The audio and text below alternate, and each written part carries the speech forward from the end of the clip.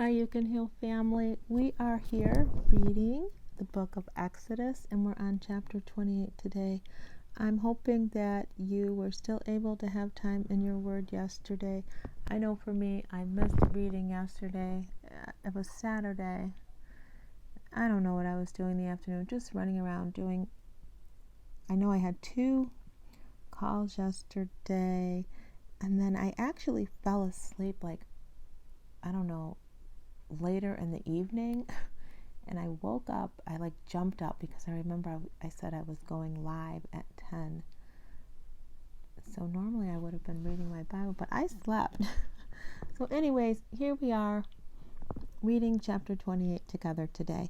So hopefully you'll hear from God, and your walk with Him will continue to grow as a result of taking the time out to listen. Exodus 28, the command to make the priest's clothes.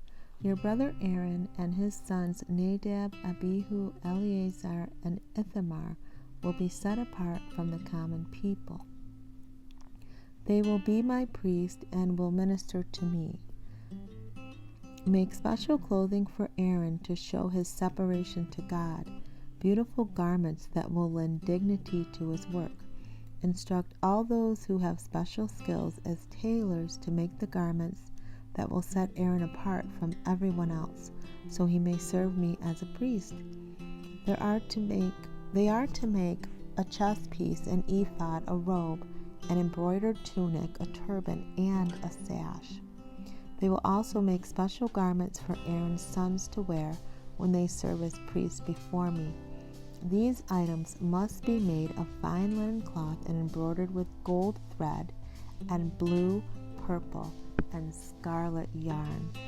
So on the opposite side of the page, there's an article about Aaron as the high priest, and there's a picture. And under the picture it says the high priest's dress represented his function as mediator between God and people. So let's go ahead and read this and see what it says. So I'm just looking, we're at 2.5 minutes, so I'll put this picture up for you. You can zoom in on it, Tracy Ann, if your little heart desires. So it says, Aaron is high priest. When the priesthood was instituted in the wilderness, Moses consecrated his brother Aaron as the first high priest of Israel from Exodus 28 through 29 and Leviticus 8 and 9. The priesthood was set within the tribe of Levi, from which Aaron was descended, and Aaron's sons inherited the position of high priest from their father. The high priest's dress represented his function as mediator between God and people. Over his regular priestly garments, the high priest wore an ephod, a 2-piece apron. Okay, so an ephod is a 2-piece apron. I never knew that. He also wore a chest piece with 12 special stones. These were engraved with the names of the 12 tribes of Israel. Oh, that's cool. From Exodus 15 to 30. In the pocket of the chest piece, directly over the high priest's heart, were the Urim and the Thummim, the medium through which God communicated his will to the people. Oh, let's go to Exodus 28:30. We haven't gotten there, and let's read about those 2 words. Exodus 28:30. Insert into the pocket of the chest piece the Urim and Thummim to be carried over Aaron's heart when he goes into the presence of the Lord. When he goes into the Lord's presence. Thus Aaron will always carry the objects used to determine the Lord's will for his people whenever he goes before the Lord. So let me see. Okay, so the commentary says, inside the chest piece were the Urim and the Thummim. These were sacred lots which were cast in order to obtain a yes or a no answer from God to specific questions. So maybe they were kind of like little stones. So if you pulled them out and you got the one, it would be a yes from God or a no. So that's interesting. And you can go to 1 Samuel chapter 14, verses 41 through 43. And then there's a note on Deuteronomy 33:8. So let's see what that says. 1 Samuel 14, 41 through 43.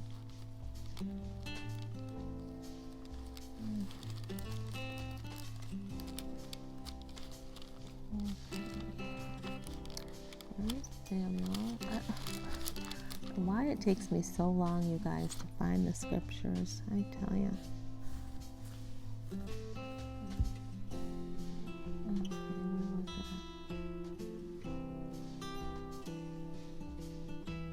Oh gosh, you know what? I was holding my place. Okay, I have to go back to Exodus 28:30 because that's where I got the reference. Because I don't.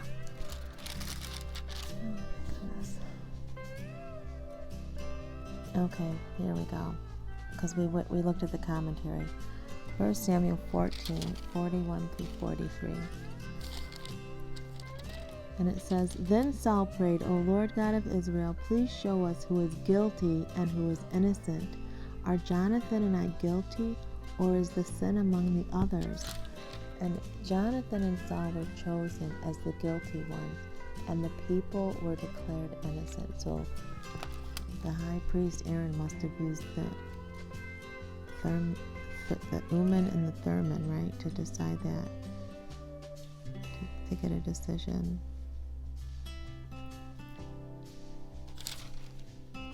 Yeah. And where was the other verse? Oh my goodness. Okay, Deuteronomy 33:8.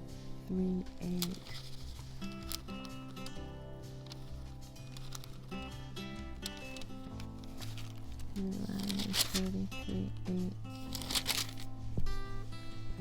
Moses said this about the tribe of Levi. O Lord, you have given the sacred lots to your faithful servants, the Levites. You put them to the test at Massah and contended with them at the waters of Meribah. So yeah, it was like casting lots. Those two stones are inside the on the covering the breast, the chest of Aaron, and the oh my goodness, Shena, his chest piece. So that's really interesting to me, how they would make a big decision just depending on which stone they turn over.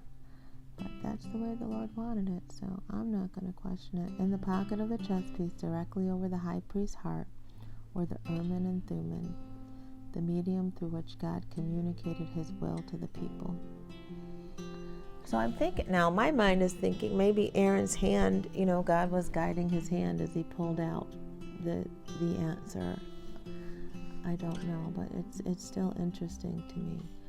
Going on in the article, it says, the high priest was responsible for seeing that the duties of all the priests were carried out. His most important responsibility occurred annually on the Day of Atonement.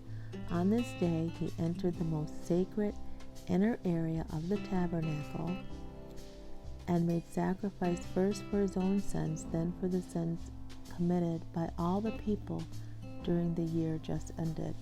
So he would, can you imagine all the sins of all the people on one day? Aaron had the responsibility for atoning for all of them in the most holy place. That's a big job. That's a big job. So it says in Exodus 30, verse 10. Exodus 30, verse 10 says, Once a year, Aaron must purify the altar by placing on its horns the blood from the offering made for the atonement of sin.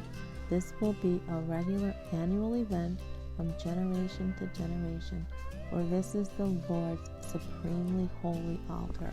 And that's why when we ask God to forgive us, we're going to a holy God. There's no longer this tabernacle and having this once a year sacrificing bulls, but we get to go straight to Jesus, the Holy One himself. And you wrap your head around that. The creator of the universe, we have access to him all the time. That brings me comfort. David organized 24 groups of priests to serve at the tabernacle during his reign as king of Judah. Kings Hezekiah and Josiah assisted the high priest in reform and restoration of the temple. In the New Testament, the high priest was referred to as a ruler or official of the people, Acts 23:4-5, and was the presider over the Sanhedrin or High Council, the highest ruling body of the Jews. Well, Matthew 26, verses 57-59. The New Testament speaks of Jesus in figurative terms as a high priest, and that's in quotes. He was not of the order of Aaron, but of Melchizedek, an eternal priesthood. So that's Hebrews 5:10. Right, not the order of Aaron, but Melchizedek. Hebrews 5:10. Eternal priesthood. So we're going to turn there. Let's see what that says. The good Bible pages have been turning today. I'm trusting that you're following along and God is speaking to you. Remember, this is Study with Me. This is not for the faint at heart. Now, I have to say that. You have to really have a desire to want to try to understand the Bible. We have to put in the effort, and then God will reveal himself. He really will. Now, I forgot where I was going to look. Oh, God. What was it? Hebrews 5:10. Okay. And we're talking about Melchizedek, and it says here, and God designated him to be a high priest in the line of Melchizedek. So I'm going to go back up to the beginning of this section in Hebrews chapter 5 called the Melchizedekian priesthood. Verse 5, that is why Christ did not exalt himself to become high priest. No, he was chosen by God, who said to him, you are my son. Today I have become your father. And in another passage, God said to him, you are a priest forever in the line of Melchizedek. While Jesus was here on earth, he offered prayers and pleadings with a loud cry and tears to the one who could deliver him out of death. And God heard his prayers because of his reverence for God. So even though Jesus was God's son, he learned obedience from the things he suffered. Now that is so good. When we are suffering, God is instructing. He's teaching us. In those lonely, dark places, that's how our faith grows, and that's how we move from being babes on milk to meat. Like we move from just being newly saved to being a mature Christian. Did you see that? So even though Jesus was God's son, he learned obedience from the things he suffered. Oh my God. It's hard to wrap your head around that God's son Jesus had to suffer, but he had to because he obeyed the Father. That's what the Father sent him here to do. Verse 9, in this way, God qualified him as a perfect high priest, and he became the source of eternal salvation for all those who obey him. Yep, our high priest Jesus. You'll live in eternity with Jesus if you obey him, right? There's some things you have to do here. You have to believe first that he is the Son of God. He died and rose again. Third day for you. He came to save you. Right? And that you're believing that through faith. It's the only way to do that. And I'm just kind of in awe for all those who obey him, their salvation. And not that you're going to lose your salvation if you don't obey him, but that's why we continually have access to God. We don't have to wait for the priest once a year. When we do something, we go right straight to the Lord and admit that and get right back on track. And God designed him to be a high priest in the line of Melchizedek. So that's really cool. I'm really stuck on So even though Jesus was God's son in verse 8, he learned obedience from the things he suffered.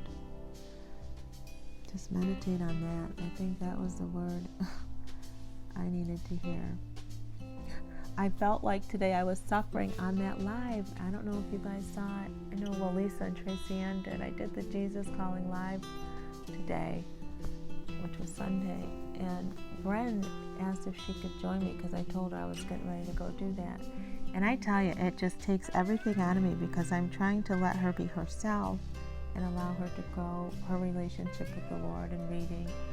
And she just is so silly on there. I'm trying to stay really calm, and then she tried to call me out. I mean, it was a whole lot. It's a whole lot. But you know what, God, like Lisa Smile said, her testimony is being written. And she did have a word for us on there. If you go back and check that out for December 4th, the Jesus Calling, she had a little word for us. So praise God, right? But just as a mom, like trying to help your kids see this is serious. We're learning about Jesus, but be yourself too, but don't distract the people.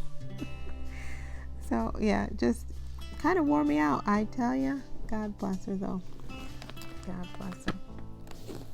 All right, so that's the article there from chapter 28. So we actually only read verses 1 through 5, and then we went right to the article. So let me continue on. Verse 6 is about the ephod. And remember, the ephod was I think it was the apron in 2 parts, right? Let's go ahead and read this. The ephod must be made of fine linen cloth and skillfully embroidered with gold thread and blue, purple, and scarlet yarn.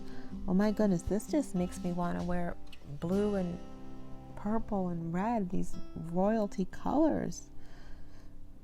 I keep hearing them over and over. It will consist of 2 pieces, front and back, joined at the shoulders with 2 shoulder pieces. And the sash will be made of the same materials, fine linen cloth embroidered with gold thread and blue, purple, and scarlet yarn. Take 2 onyx stones and engrave on them the names of the tribes of Israel. 6 names will be on each stone, naming all the tribes in the order of their ancestors' birth. Oh, wow. Engrave these names in the same way a gem cutter engraves a seal. Mount the stones in gold settings. Fasten the 2 stones on the shoulder pieces of the ephod as memorial stones for the people of Israel. Aaron will carry these names before the Lord as a constant reminder. The settings are to be made of gold filigree, and 2 cords made of pure gold will be attached to the settings on the shoulders of the ephod. How elaborate is that? Wow. So he would always carry on the tribes. That's interesting. 6 on each stone. That's pretty cool. Now they're talking about the chest piece. Then, with the most careful workmanship, make a chest piece that will be used to determine God's will. Use the same materials as you did for the ephod, fine linen cloth embroidered with gold thread and blue, purple, and scarlet yarn. This chest piece will be made of 2 folds of cloth, forming a pouch 9 inches square. 4 rows of gemstones will be attached to it. The first row will contain a red carnelian, a chrysolite, and an emerald.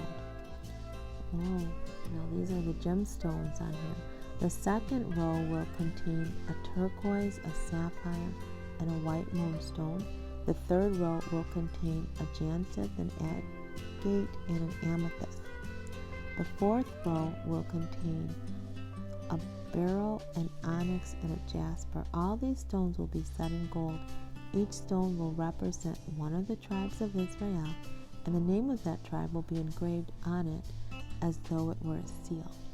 So I'm going to go back up here. The second row was the sapphire. The second row will contain a turquoise, sapphire, and white moonstone. So the sapphire, that's my birthstone color. So it's the second in the middle, the second row down. So that's interesting. Verse 22. To attach the chest piece to the ephod, make braided cords of pure gold. Then make 2 gold rings and attach them to the top corners of the chest piece. The 2 gold cords will go through the rings on the chest piece, and the ends of the cords will be tied to the gold settings on the shoulder pieces of the ephod. Then make 2 more gold rings and attach them to the 2 lower inside corners of the chest piece next to the ephod. And make 2 more gold rings and attach them to the ephod near the sash. Then attach the bottom rings of the chest piece to the rings of the ephod with blue cords. This will hold the chest piece securely to the ephod above the beautiful sash. In this way, Aaron will carry the names of the tribes of Israel on the chest piece over his heart when he goes into the presence of the Lord in the holy place. Thus the Lord will be reminded of his people continually. Insert into the pocket of the chest piece the Urim and Thummim to be carried over Aaron's heart when he goes into the Lord's presence. Thus Aaron will always carry the objects used to determine the Lord's will for his people whenever he goes in before the Lord. Let's see. Even the choice of clothing was not left to the personal taste of those who wore them. For sacred duties, they were to be dressed in carefully specified special clothing. Yeah, we just read the article. The ephod was a multicolored apron for the lower part of the body and held up by 2 shoulder pieces. And then verse 17 commentary. On the chest piece were the 12 precious stones arranged in 4 rows. Each stone was engraved with the name of one of the tribes of Israel. Thus the names of God's people were always over the heart of the priest when he entered God's presence. In what better way could a mediator approach the Father? So I think I'll put the picture at the end of the video for you guys. Then it would take up the whole video. So we are on verse 36, which talks about the holy crown, and then it closes out with the priest's coat. So next, in verse 36, make a medallion of pure gold using the techniques of an engraver.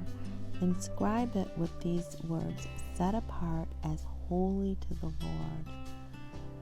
Oh, wow. The medallion was part of the crown of gold worn by the priest in the commentary. The words inscribed on it, set apart as holy to the Lord, reminded everyone that the priest was set apart for God's work. It also reminded us of God's non-negotiable summons to a holy life. Now that to me is beautiful. Set apart as holy to the Lord. And that's how we want to be. That's how I want to be. Just set apart, holy to the Lord. Saying I'm making a conscious decision to live a holy life before God and to do my best to honor Him in every way. So those are beautiful words that were on the medallion. It's really good. Do you want to be set apart as holy to the Lord? Ask yourself that question. Do I really want that? Hopefully you say yes. And God will guide and direct you. Being a Christian's not easy, but it's so worth it. It says here, this medallion will be attached to the front of Aaron's turban by the means of a blue cord. Aaron will wear it on his forehead, thus bearing the guilt connected with any errors regarding the sacred offering of the people of Israel. He must always wear it so the Lord will accept the people. Wow. He must wear it so the Lord will accept the people, right on his forehead.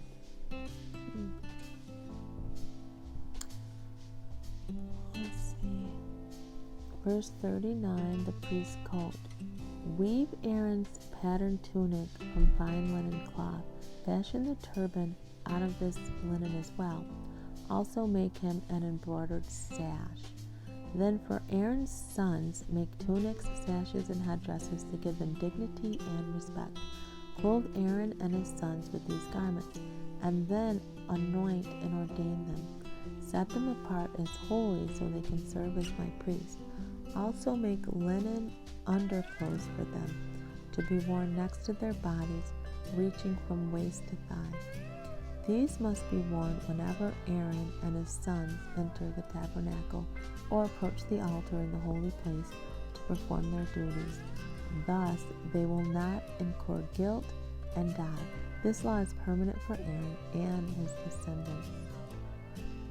So if you go back to 38, and I was thinking about this as I was reading, when it said Aaron will wear it on his forehead, that medallion, thus bearing the guilt connected with any errors regarding the sacred offerings of the people of Israel. So that just shows me, we don't have to walk around in guilt, because just like Aaron wore the medallion when he went to the holy place, it just takes away the guilt, and we can go straight to God. So if you have any guilt today about anything, you can release that thing. Release it, because you're set apart as holy to the Lord, and God doesn't walk around feeling guilty, and He lives on the inside of you. So we can let that guilt go. Turn whatever you're guilty about. Talk to God about it and leave it at the altar. And just trust Him. Trust Him. People make decisions throughout life, and some are good. Some are better than others, but the ones that we did make that weren't so great, we can't hold on to that. It just keeps you weighed down. You can't enjoy your life, and have that good close fellowship with God. He doesn't want you to experience guilt or shame. And I can only say that because I did for a long time. I was so ashamed of just myself and things that had happened to me. And it's a hard way to live every day, under that. And it's the enemy, he doesn't want us free. He wants us to feel guilty and shame, because then we can't be all we need to be for the Lord. So release that today, and know that you're set apart as holy to the Lord. Amen. So that was good. That was real good. I trust that you got something out of it. I know I did. And we're just going to keep reading. We're just going to keep plugging away. And I hope you're understanding and seeing how the Old Testament and New Testament connect. So we'll keep looking at scriptures that we're led to, and just take our time. Okay, You Can Heal family. With that being said, always remember that true healing begins with self-love. Why? Because God's love, and He lives on the inside of you. And we'll be back tomorrow. Bye.